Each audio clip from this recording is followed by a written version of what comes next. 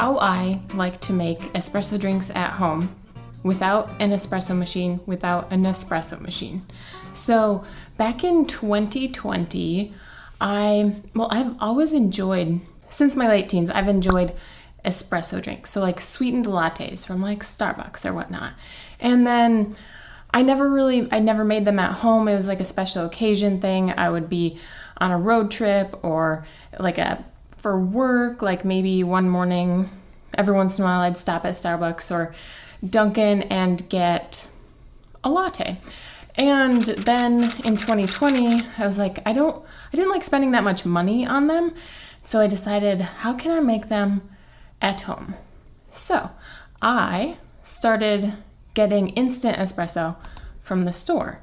And then I would just make it according to the instructions. And then I didn't have a milk frother either. So I would just like heat up milk and like try to froth it or get some foam on it with a whisk or something. And so that is how I ran my show for a couple years. I eventually, for Christmas, was gifted a immersion blender that had a milk frother attachment to it. So that really stepped up my milk frothing game. But then during 2020 and a lot of 2021, I was working from home. And when we got back to the office, my boss is he's big into coffee. And he found out that I was making coffee drinks with instant espresso. And he's like, I can't be having my employee drinking subpar coffee. So I think it was Christmas 21. I got this delivery and I was like, I haven't ordered anything. So I go get it and he had sent me an AeroPress. And I was like, oh, cool, I can make blah, blah, blah. So let me go get the instructions. So with the AeroPress, he had sent me some pre-ground espresso. And he was like, it's not exactly espresso, but you can make, it's better than instant espresso. So I'm like, okay. I've been told you don't need to use an espresso roast coffee bean to make espresso, but I've accidentally used like just a regular coffee bean to make an espresso drink, and I can tell the difference. And so for me, I started out thinking like I would get the Starbucks espresso roast coffee bean, which you can pick up at their store. You can order it online. And then I tried another local coffee shop's espresso roast bean. And then I tried one from the grocery store and I liked it a lot better. I'm like, wow, this is so much better. And over the years, I realized that contrary to my belief that espresso roast coffee beans or coffee grounds were all a dark roast, which is not true. You can get a medium roast coffee bean. And so the first one that I found that I just was over the moon for was Intelligentsia's classic Black Cat espresso. And I buy whole bean. Whole bean is, you're just gonna get a fresher coffee flavor, but you can purchase pre-ground coffee grounds. And then I found one that I liked even better than the Intelligentsia Black Cat, and it is the Collectivo Toro Espresso. So this is roasted in Milwaukee, Wisconsin, and it's just has this natural sweetness to it, and I don't know all that much about coffee. I just know I like it a lot. So I'll leave this link down below if you're interested. But like I said, as you try new ones, you're going to find ones that you like. Everyone's taste is going to be different. Everyone's budget is also going to be different. But like I said, I don't want another kitchen gadget on my counters, and nice espresso machines can be expensive and you can buy inexpensive ones, but my AeroPress I can make yummy drinks with my AeroPress for a lot cheaper than buying one at the cafe, and the AeroPress is a lot cheaper than buying an espresso machine. If you are going to go, if you're like, I want to use whole beans, you're going to need a coffee grinder. So the coffee grinder I have is the Cuisinart Burr grinder. It has 10 10 grind settings. And for using the AeroPress, you want a fine grind. So like an espresso grind. And it's not just for the AeroPress, it's partially, if you get an espresso or espresso drink at a coffee shop, they use a fine grind for it. So you have multiple options. You can get an electric grinder or you can get a hand grinder. Now, a burr grinder is a recommendation for grinding coffee beans just because non-burr grinders kind of do more of a smushing, crushing action to your coffee beans, whereas a burr grinder actually just like chops it up real small. So I was gifted, not from Cuisinart, someone gifted me my Cuisinart burr grinder, and it is very loud. Like, I'm very grateful that I have it, but it is so loud. You can buy hand grinders, which I think are really awesome. You can get really cheap hand grinders, or you can get, the really nice ones are really expensive. I'll leave some options linked down for you guys for coffee grinders. So let me show you the AeroPress. Mine came with this little go bag for easy travel. So this is the basket. I'll go over how it works in a second. Then it comes with a funnel, a scoop for the coffee, a stirrer, and then the two components of the AeroPress. The last piece was this little filter stand. So this sits in my cupboard, and these are refills, and these are just filters that go into your AeroPress basket. With the AeroPress, you can make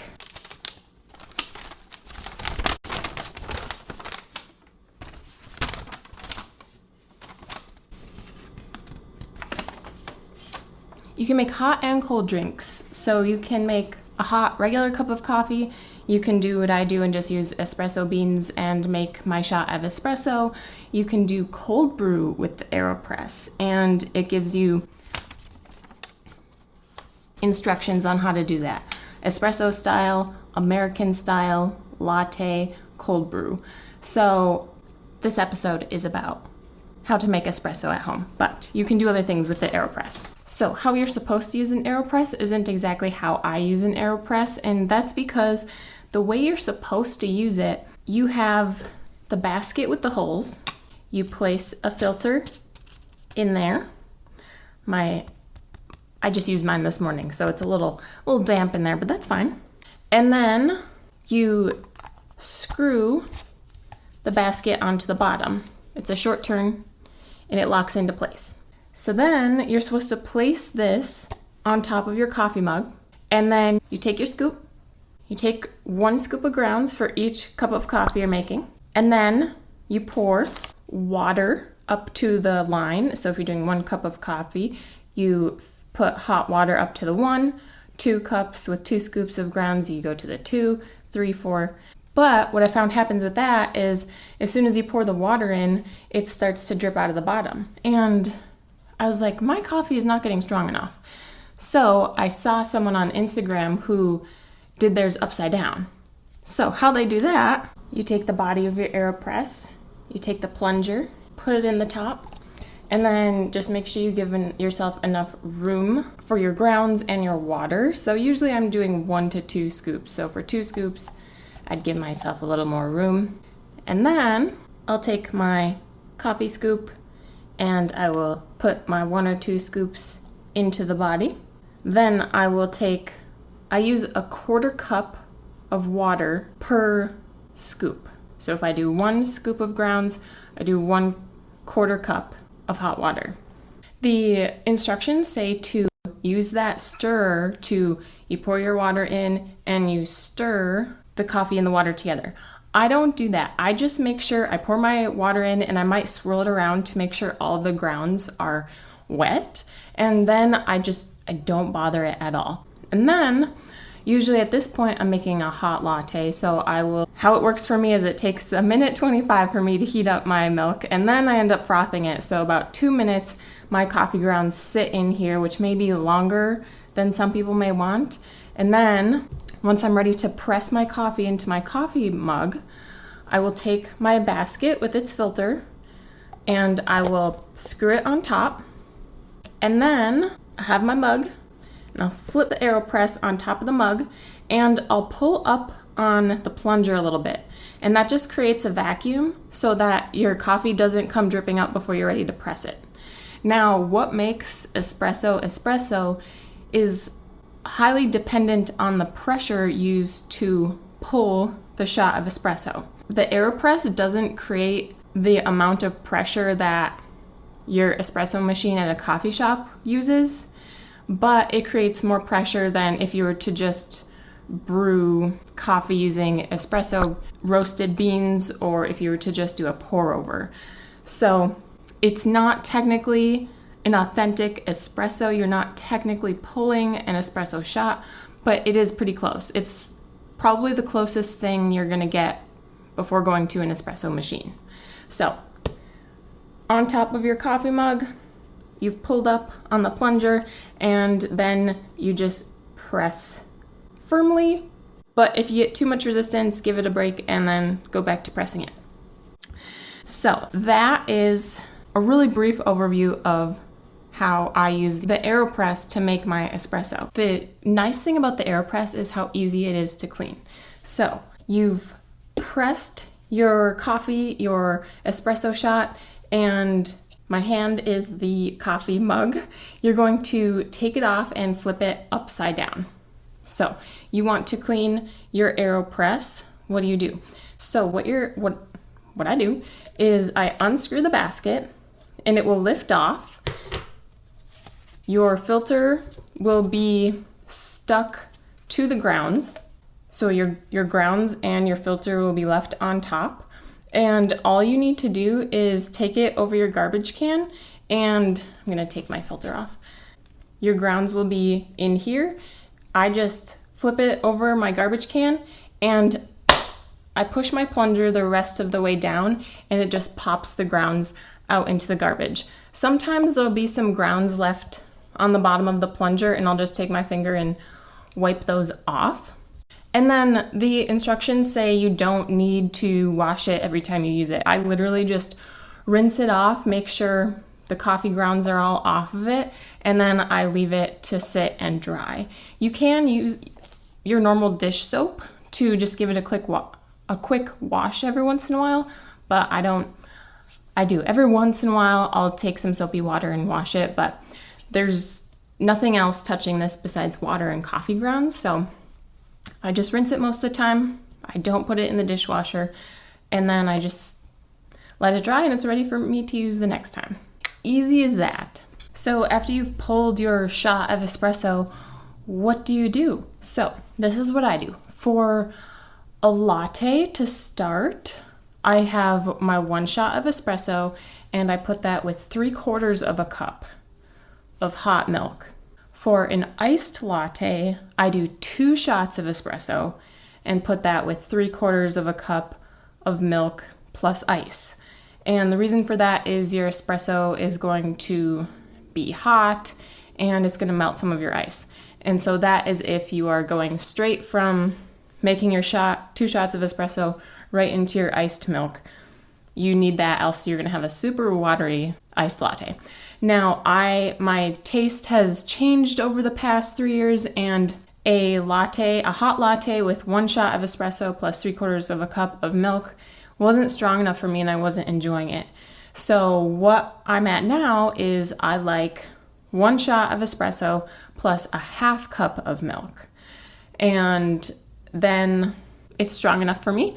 And for a hot latte, either with 3/4 of a cup of milk or 1/2 cup of milk, I will put in 1 teaspoon of sweetener, so honey or maple syrup.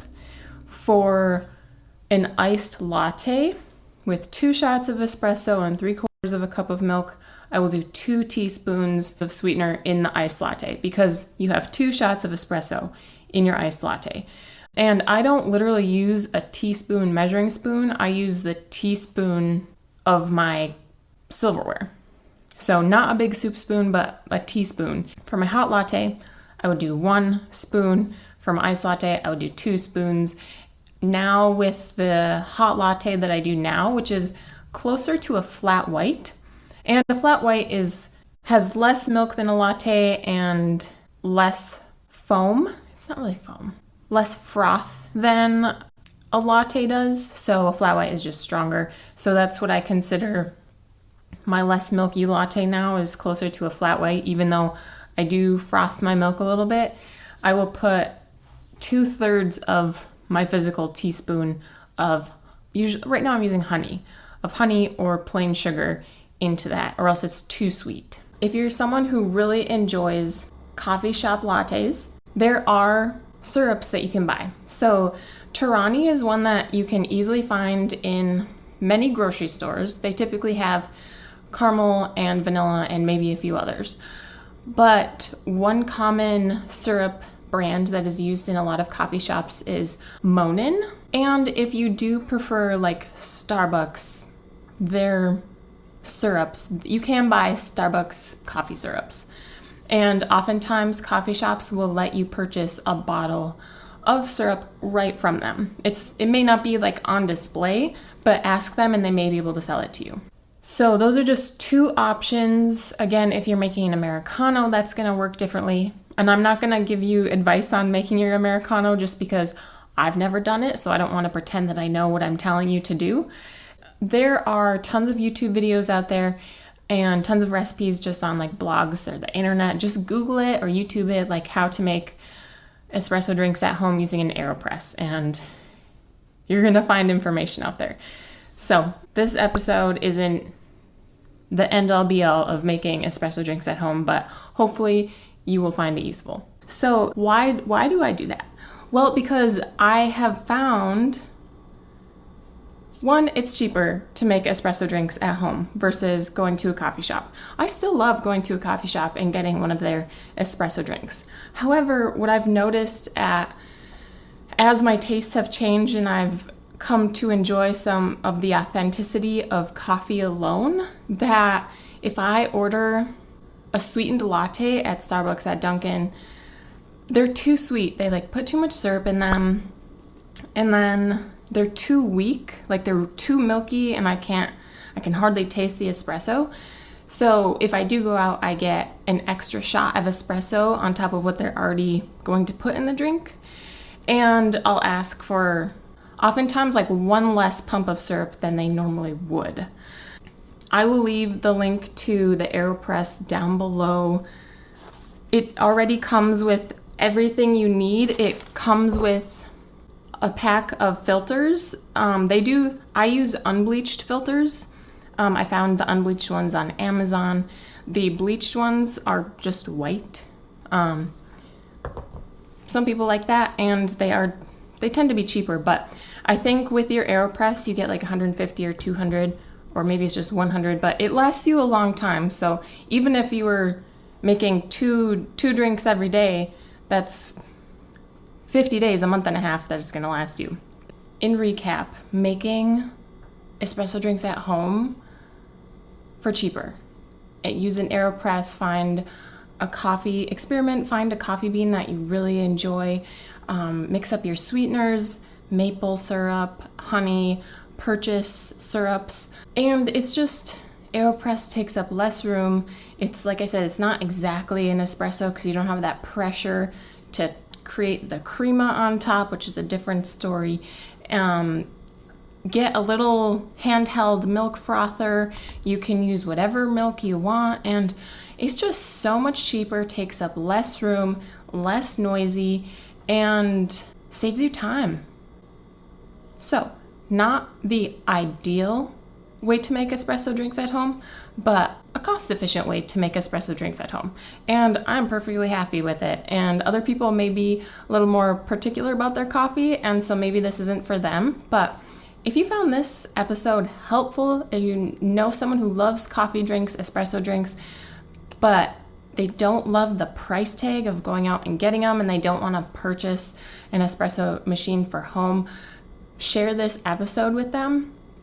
And if there's anything I missed, you have suggestions, leave them down below in the comments if you're listening on YouTube.